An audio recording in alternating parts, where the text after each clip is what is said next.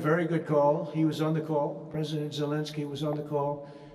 I would rate it a 10, very, very friendly. I know that. Will Russia face any consequences if Vladimir Putin does not agree to stop the war after your meeting on Friday? Yes, they will. Yeah. What will the consequences there will be be? consequences. Sanctions, tariffs? There will be, I don't have to say, there will be very severe consequences, yes. That will go rapidly, relatively inexpensively, and will make it better than it ever was.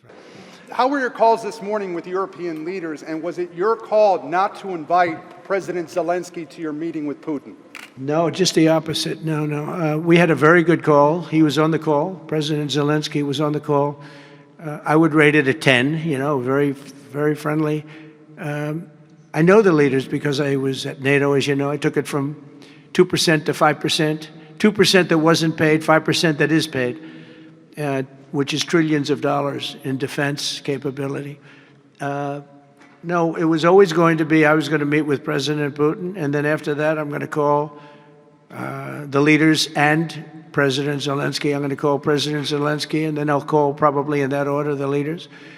There's a very good chance that we're going to have a second meeting, which will be more productive than the first, because the first is I'm going to find out where we are and what we're doing.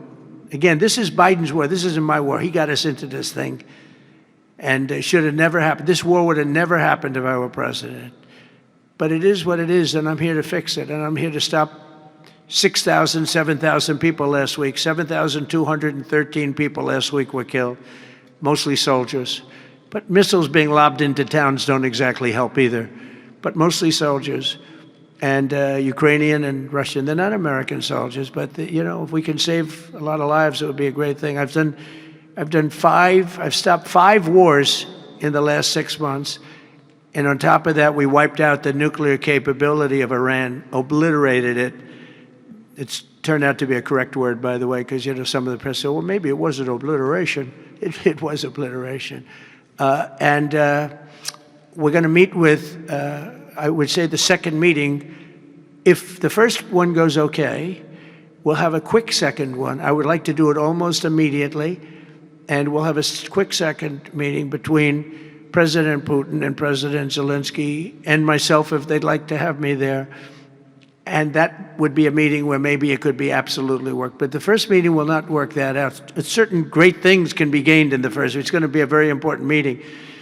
But it's setting the table for the second meeting. I think the second meeting, if the second meeting takes place.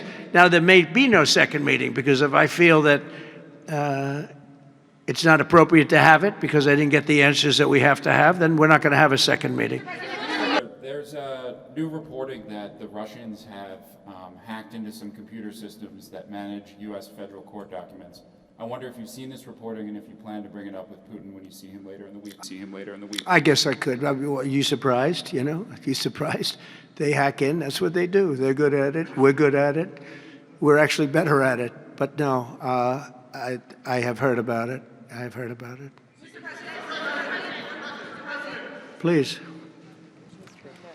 Thank you, Mr. President. You mentioned, but the stats are very bad. But we're going to. I think we'll actually get Democrat support. I really believe they can't do this one too. It's